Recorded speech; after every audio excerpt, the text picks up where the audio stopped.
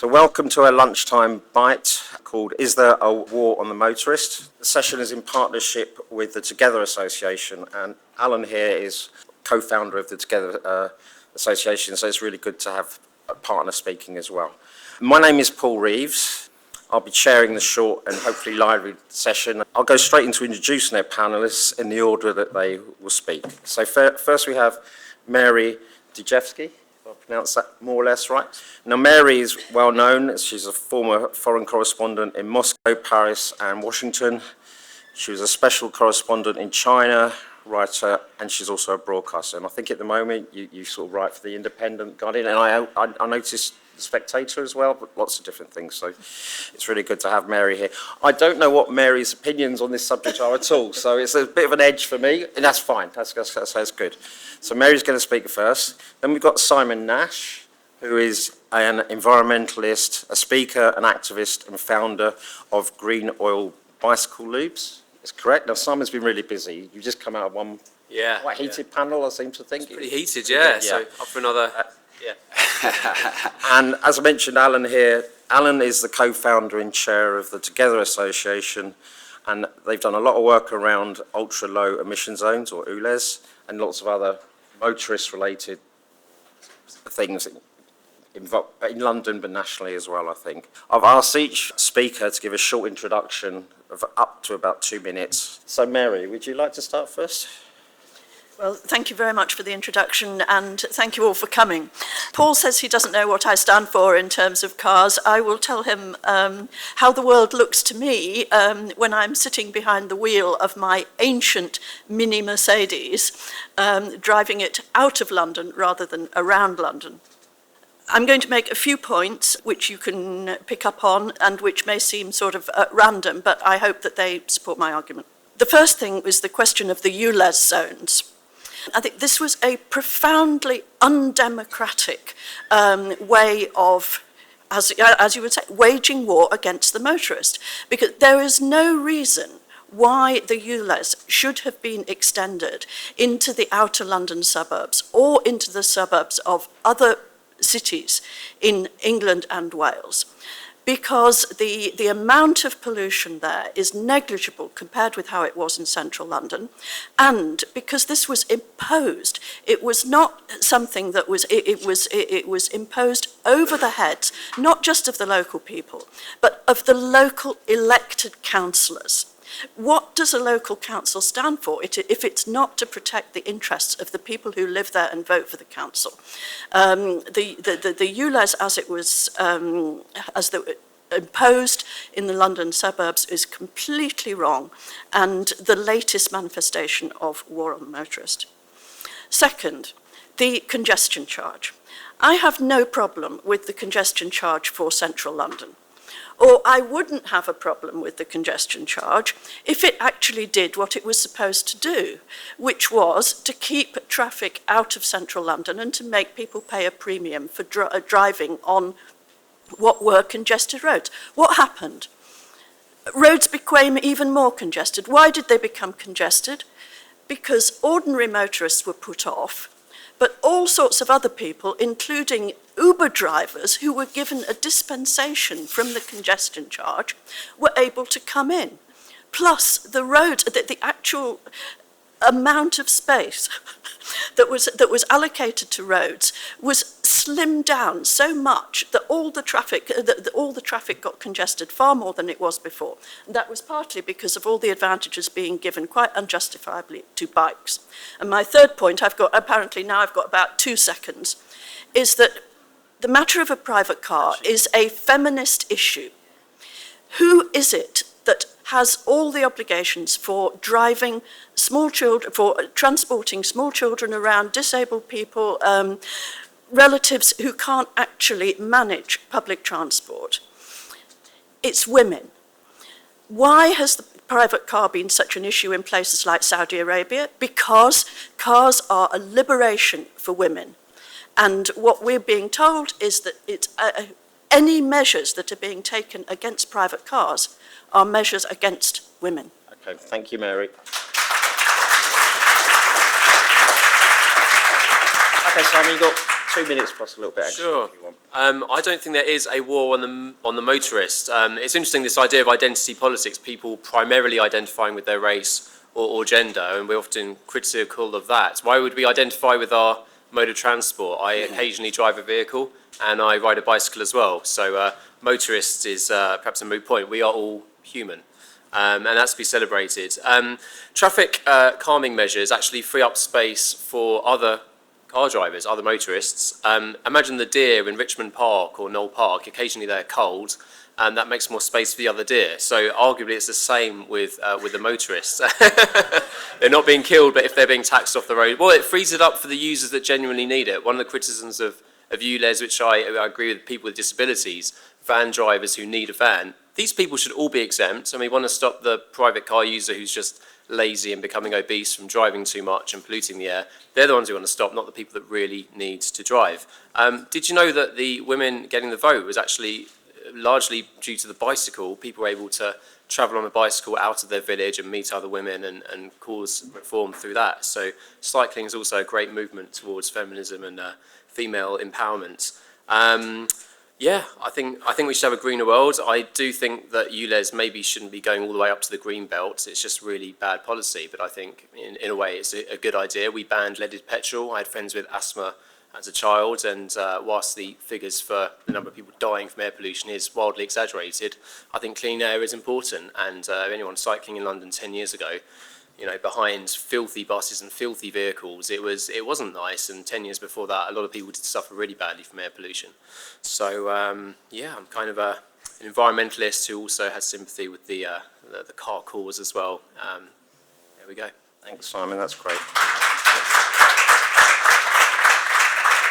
Okay, Alan. Go ahead. Wonderful, thank you. Well, I want to talk a lot about what Simon said, actually, but I would just start off with a couple of these things. Mike Hakata, who's the deputy, he's a councillor in Haringey for the environment, he said unequivocally, we are going to make it as difficult as possible for you as car drivers. They've obviously made a couple of £1 million in a few months out of some of the restrictions and the surveillance and the measures. But the key thing to note is the language and the treatment and the lack of democratic accountability. Councillors don't want to come and speak to their constituents. They ignore the results of consultations when they do put them out, and if they do get to some people, they ignore the responses and the answers. We've seen that in Oxford, we've seen that in Bath, we've seen that up and down the country. We've seen in many cities around the UK, the public being furious about these things. Over 50,000 people in the Midlands not paying the clean air zone there. They've been upheld, their appeals.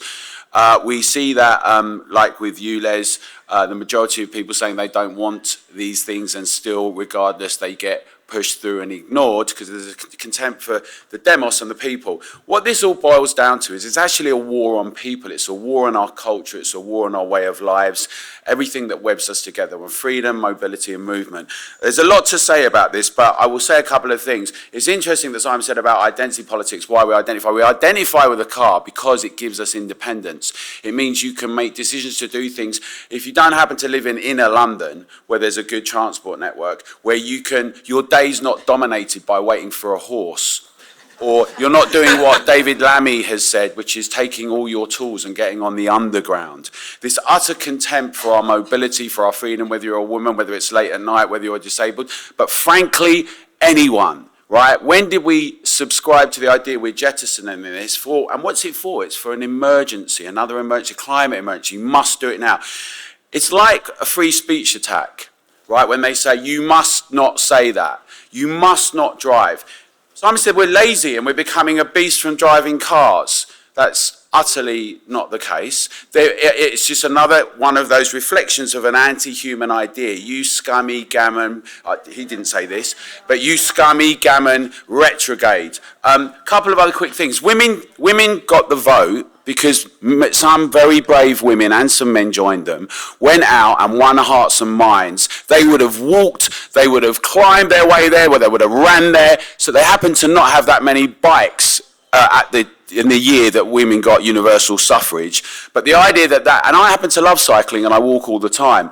I think the thing is we need to recognise there's a war on our culture and our way of life. And if we don't stand together and insist on things, and we say, look, if everyone wants to have an open debate and look at the costs and benefits, and we decide as a society, democratically, that this is what we're going to do, then let's have that out and talk about it openly, transparently. That is not what's happening now.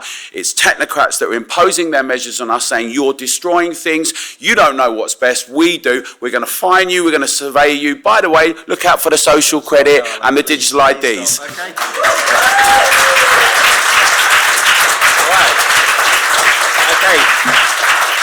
So, Alan, I think you picked up on quite a lot of Simon's points. So, Simon, would you like to pick up on any of the points Alan said? Yeah, I would like to separate environmentalism and cycling from this kind of agenda of getting rid of cash, cancelling people for saying the wrong thing. They are two completely separate things. I'm proud to be an environmentalist and not agree with the agenda that Alan's talking about. There were a lot of bicycles around the 1900s and beyond that. I think the two are compatible. I think it is a bit top down, and it is a little bit undemocratic the way it's all happened. But the Mayor of London was elected by people, and there's the London Assembly as well. I guess the issue is, do people know what's best for them? In some ways they do. Most of the time, yes. Yeah. Essentially, if we can have a free NHS, we do need, obesity is caused by a sedentary lifestyle, largely car-based. And I think that is something to consider. Whilst we have a free NHS, maybe there should be measures on restricting driving to an extent. Yeah. Okay. That's great. I mean, no matter what your class or income. Yeah. It's great that the feminism things come in. I mean, just one of the facts, which in some ways doesn't completely negate what Simon said, but apparently in about the 1970s, I think it was, only 30% of women had a driver's license, and by 2019 that had gone up to 71. So that is quite a increase in freedom and the ability to meet other people, etc. that Simon was talking about. So yeah, Mary, if I could add just one point about that. When I was looking at preparing remarks for today, I looked at transport secretaries and composition of transport committees in the Commons. And there have been 3 women transport secretaries in recent memory. None of them has lasted much more than a year. One of them lasted 7 weeks, well, the Truss appointee. There was one other Secretary of State for Transport who was Barbara Castle, who basically made her name by being Transport Secretary and introduced all sorts of reforms, safety-orientated reforms, seatbelts, breath tests, 70-mile-an-hour speed limits on motorways. Those were all, but they were in favour of the private car and safety, not against it. Current composition of the Commons Transport Committee, there's 11 of them and there's 9 men. Could I come back up? Sorry. okay, yeah. Just a quick one. I mean, when they banned leaded petrol in the 90s, if they had a referendum on that, or it's purely based on some kind of democratic process, would we have banned leaded petrol? Would we have had compulsory seatbelts if it was purely led by the people? Actually, I think with things like low traffic neighbourhoods and things like that, I think there should be proposals by the government, and then people should maybe vote on them in referenda.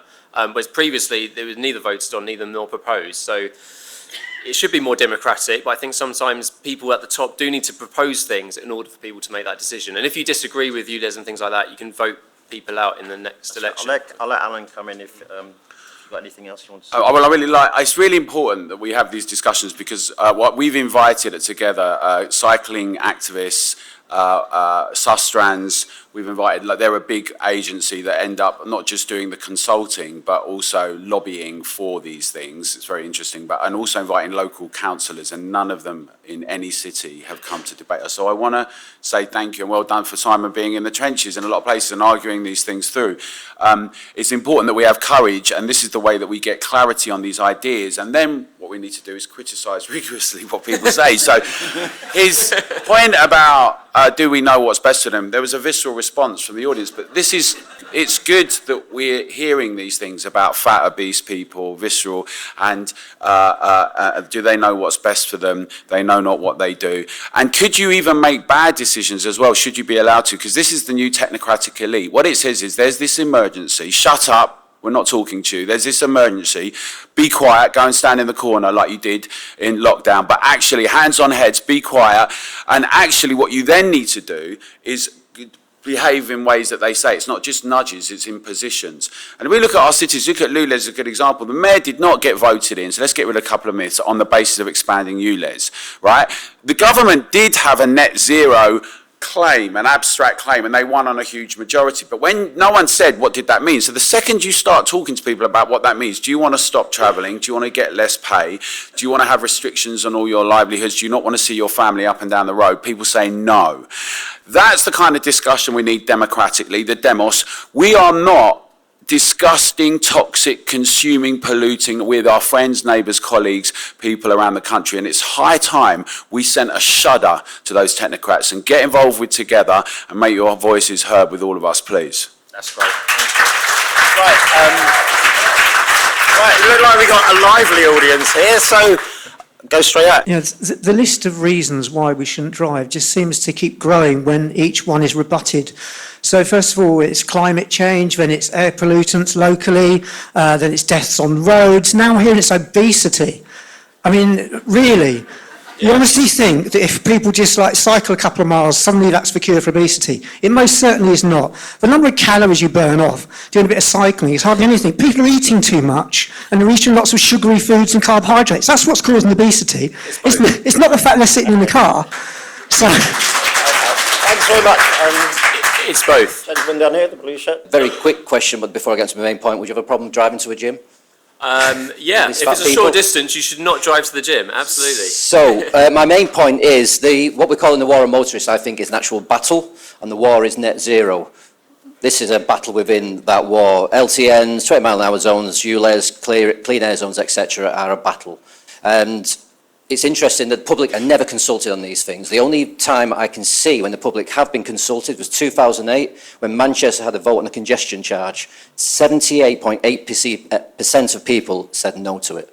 So I think this demonstrates what the public actually would say to all these restrictions. Okay, thanks very much. I just want to say that there's absolutely no way that the ULEZ zone has anything to do with air quality, and I can prove it.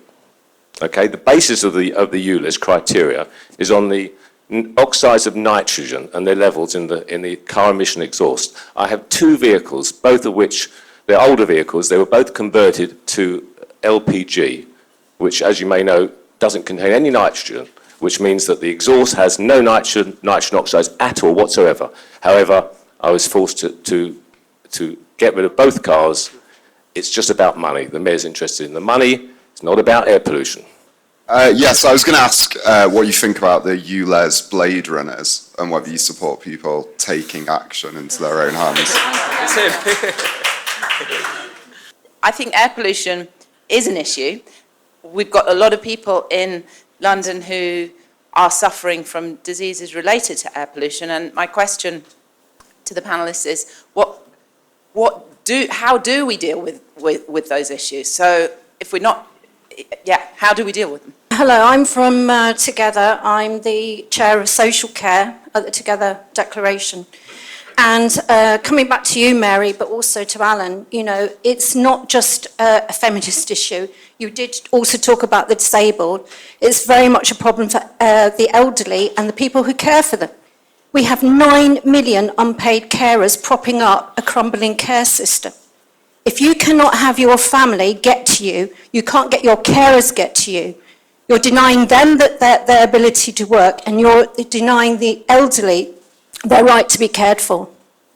Mary, fine. I'd like to come back on the ULEZ point, and on the point you made about lead-free petrol and seatbelts. And I think the point there is not that drivers should be automatically opposed to those sort of developments. What should happen is that the people advocating them should make the case. And with seat belts, it seemed to me that was a very clear case. With lead-free petrol, that is a very clear case. With ULEZ zones, maybe in the centre of London, that may be a clear case, but it needs to be proved. And it needs to be proved with all these LTNs and all that. It needs to be proved that the overall effect is cleaner air, not more polluting air on the particular streets that the traffic is redirected along and sits there belching out the fumes. So I think that people wanting to introduce those measures need to make their case, and on the ULEZ in particular, outside the centre of London, I don't think that case has been made. Yeah, I think I'd agree outside of London. I'm actually from Bromley originally, and I think there might be a new Brexit, the Bromley exit from London. It's a suburban place largely on the green belt, and I think ULEZ is probably inappropriate for at least half of the borough. Yeah, on the care worker issue, yeah, like it's tragic if someone can't get to care for their relative. Maybe the argument is people living close together in the long term. But I mean, isn't that an argument for like more public transport or like subsidised electric bikes if it's a short distance? Why not? Why do you have to drive, especially if you're in a town centre? Excuse me, can we... Maybe you do, or maybe... Sorry. No, you're fine. You keep talking. I can take a bit of interruption, that's fine, in a good spirit debate. And or if you're a care worker, you should be exempt from all these conditions, in my opinion. I think with ULEZ, I mean, the proof, the evidence, Shakespeare Road near my old office, there were kids playing in the street after they installed the ULEZ. Traffic didn't increase particularly much on the roads. There's this idea of build it, they will come. The more roads that you build, the more people will drive cars. So the theory is if you reduce the road space incrementally, people will drive less, and it subsidises public transport. On the issue of the congestion charge in Manchester, I mean, you might say it's terribly arrogant for me to say this, but I'd say they made the wrong decision. The congestion charge has been a huge success story in London. Children travel on the buses for free. When I was getting the 3-on-4 bus to school, it was like every 45 minutes to an hour. Now they're 3 times an hour, and that's paid for by the congestion charge, and that was arguably it wasn't direct democracy, the congestion charge coming in, and arguably making it democratic in Manchester was the wrong thing. I guess the argument would be these reforms should be introduced, and then if people really hate them that much, then they can vote the people out, and the congestion charge is a great evidence for that. In the Netherlands, everyone cycles, they have lots of votes on where there should be cycle lanes, and this is a positive thing. People are healthy there, and people are happy and can get to see relatives and everything. So. Okay. And it's flat. Okay. London's very flat as well. Okay, there's lots of people out there who clearly want to respond. So if you can save them, develop a quick question. I'll just let Alan come in, and I'll ask the point the lady at the back said about air pollution is an issue. Yeah, I'm going to come back to that. But I'm going to do that. But just quickly, I mean, there are places like Hackney where they say 75% of the roads will be closed. This is not, but what they do is exactly this. Working class areas get more traffic and congestion and pollution. The way they take the measurements, it's very disingenuous. It's about roadblocks. It's not about providing services, the 15-minute or 20-minute spin, right? They don't. Where are they? You can't even get to see your own GP at the moment, no matter where they are, let alone building new facilities. I'm all for a discussion about robust infrastructure, which is why we've got a cabinet, as Amanda's on for social care, what we've got for housing, the environment, restructure, because the way you get people to live longer is you build great houses and they get paid more money. Historically, if you look at the last 100 years, that's what's happened. But as it happens, the internal combustion engine in the last 15 years has been transformed. Our metrics in Britain and England are far better than most of the world, and even in comparison with Europe. When they lie, like the Mayor's office did, and Shirley Rodriguez has tried to do, to interfere with scientific reports, and they say 4,000 deaths a year, that's a lie. Our report with Ben Pyle showed that it was actually 13 minutes on average per person. The thing about the discussion about air quality, like the Clean Air Act, which was very important, like with water, is that yes, in our overall plan for infrastructure and development, you improve things. You do that through innovation, you do that through having the public at the heart of things. What do we need? How do we need to get about? What are things that are important for us? And how do we mitigate any costs? There's a cost-benefit approach. That's the way we address it. I'm for winning hearts and minds is what I'm for. to go and convince people to transform Okay, things in response to that question. Come back.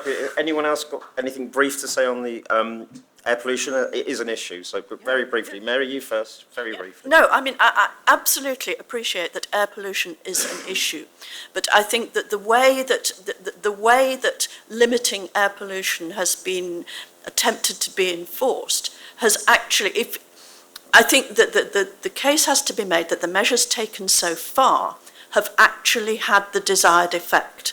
It seems to me that something like lead-free petrol has had a much greater effect on combating air pollution than simply redirecting traffic and causing traffic jams where there weren't any before. Okay, I feel I should go back to the audience now. I'll do a very quick one. Very. I was going to say, on the 75% thing, well, what percentage would you like to be closed to traffic to encourage public transport? And, life expectancy has gone down due to car use, due to obesity recently. So. The kind of Netherlands has been mentioned. I want to probe, like, are we genuinely saying that places like Copenhagen and Amsterdam, and in the UK, Cambridge, which has, I think, the highest rate of cycling of any place in the UK, are less free than other parts of the country or in other places? Because I understand that there are restrictions, but there are restrictions on lots of aspects of driving. Modal filters are, will stop you driving on it, but so will a bus lane. Like, does a bus lane make you less free? What is the freedom part here? Yeah. Yes, so I would like to stand up for cyclists. I cycle to work. I'm also from Bromley.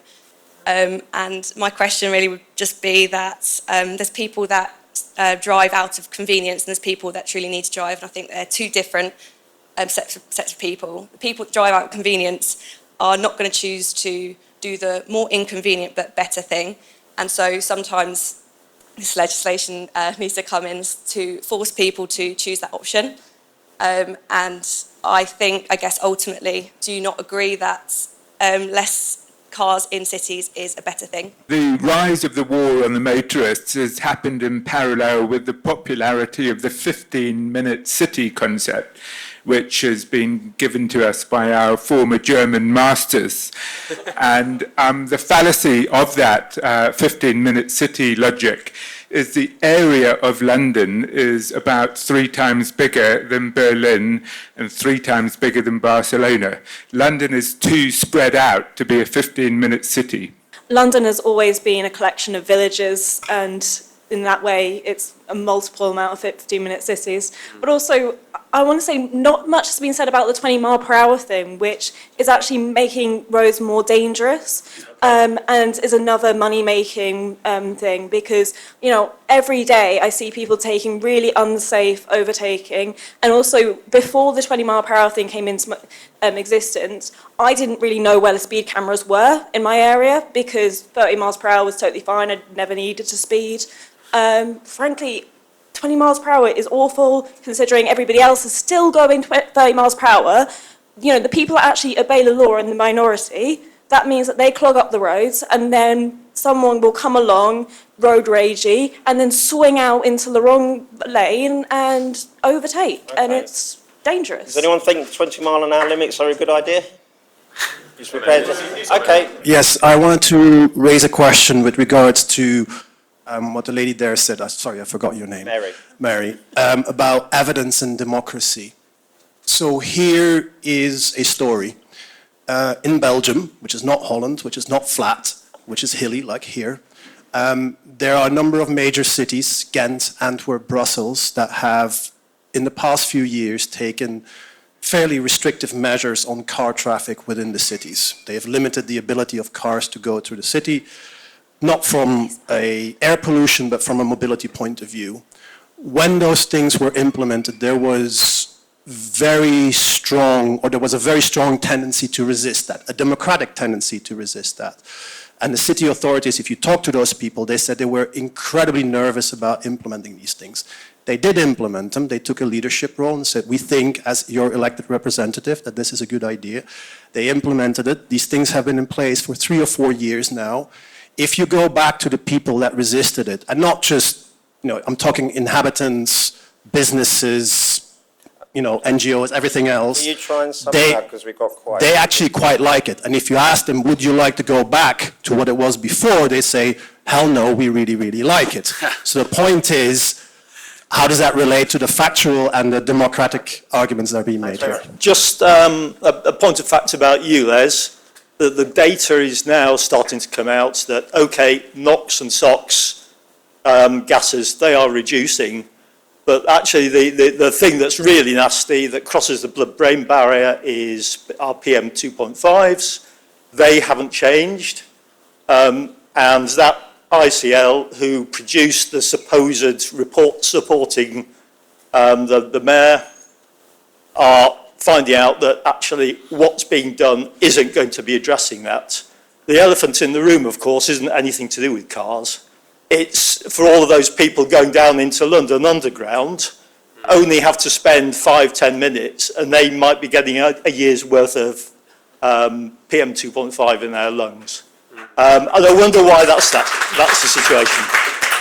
That's a good point, because often this is posed as public transport's great, cars are not so great. So I'm going to play devil's advocate because I'm not hearing a lot in this room that would genuinely convince the other side. It feels like you're talking to yourselves.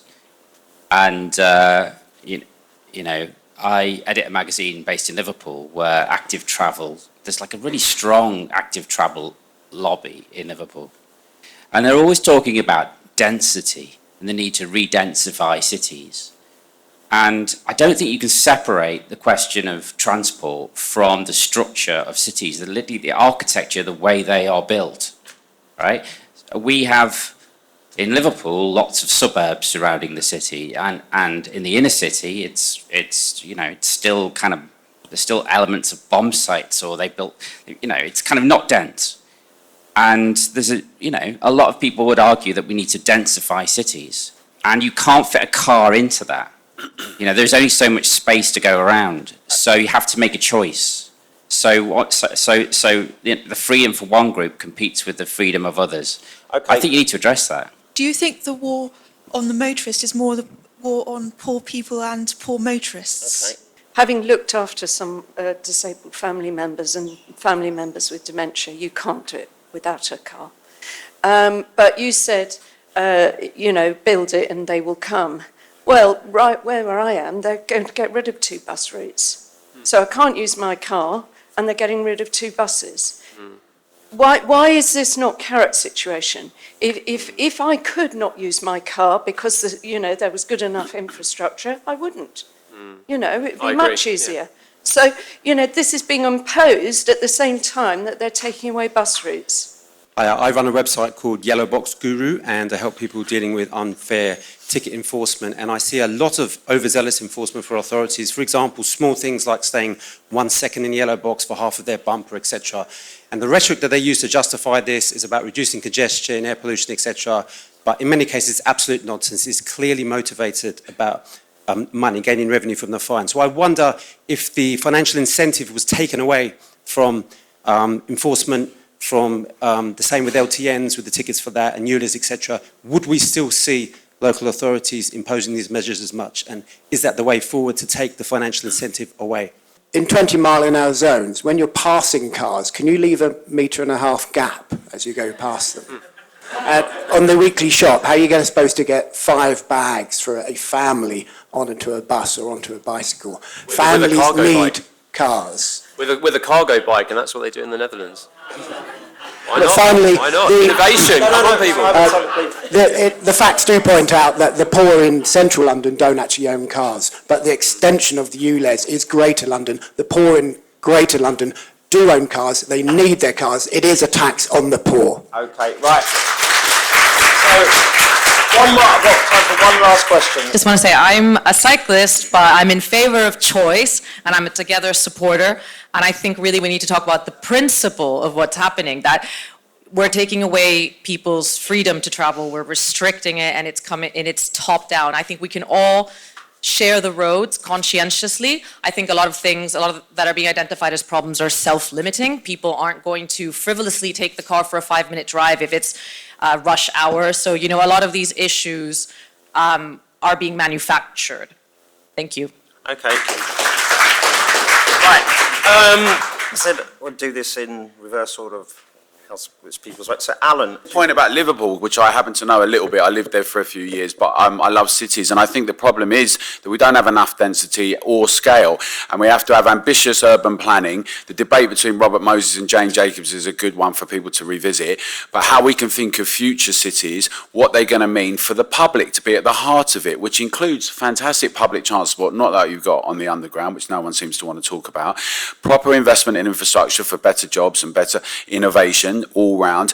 The irony and the tragedy of Liverpool and Merseyside, which was the heartbeat of partly, our whole industrial revolution and transforming things, and its great history, like challenging the civil slavery and everything in America. Just a remarkable city. To see what's happened to it now, and also to see those zones being implemented, is actually really tragic, right? I think it's an anti-development, and it's used as an argument. Just two quick responses. Is this the end? This is. Right, so two... We have just one. All right, so... Not long, Alan. Okay. Well, okay, definitely 20 miles an hour, but why around schools could be fine, right? Let's make choices, and locally people can make decisions. But why does it impose on freedom? If you look at, there are places organically, like Cambridge and in other places, where there has been cycling developed. It hasn't been based on taking away people's decision making, on making impositions without scrutiny, on lying, on obfuscation, on listening, and when you get the votes back or the responses, of ignoring them. That goes to the heart of the issue now, and the idea that we have to go and plead with a bureaucrat to say what's convenient, if this is convenient or not, is another egregious measure where we're constantly having our freedoms and liberties taken away. That's why you should all get involved together to challenge this up and down the country. Right. Simon, there's lots of points to come across. I know you were putting a bit together. One thing I'm very interested in is the point made about freedom, because I know you're very much a free speech advocate. Yeah.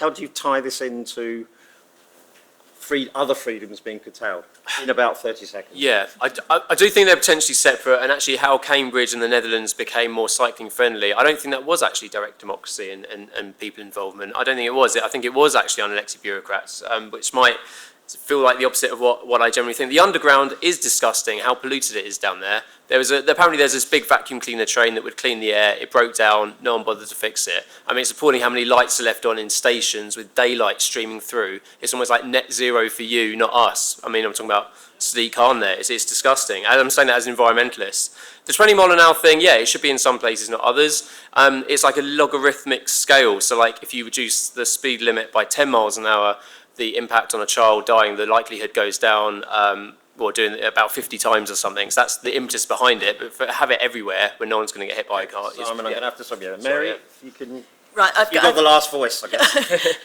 I've got 2 points. One of them about the 20 miles an hour. By schools, residential areas, absolutely fine. If there's going to be 20 miles an hour, they've got to re-engineer cars, and they've got to enforce it, not just for cars, but for bikes and e-bikes and e-scooters and for everything. Second point, which will be unfair as the last word, but my late husband had Parkinson's. And it wasn't just the freedom to get around that a car gives you. A car gives somebody who finds it very difficult to get around a feeling of normality and being able to get to places that other people can get to. And that, for me, is really the overriding argument for the private car. Thank you.